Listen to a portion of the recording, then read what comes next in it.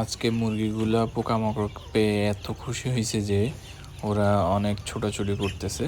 তা আমার ছাদের মধ্যে একটা পুরাতন বাক্স ছিল, ওটার মধ্যে কিছু রশি এবং অন্যান্য পুরাতন জিনিস ছিল।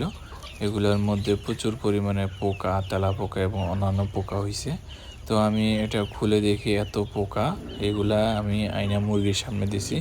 ওরা পেয়ে এত খুশি হয়েছে, ওদের ফিস্টের মতো অবস্থা। মুরগি হচ্ছে প্রচুর পরিমাণে পোকা খাইতে পছন্দ করে। তো আমি তো আসলে ছাদের উপর এত পোকামাকড় কোথায় পাবো, এখানে পোকাগুলো পাওয়ার পর আমি দিয়ে দিছি। ওরা প্রচুর পরিমাণে খুশি হয়েছে এবং খাইতেছে।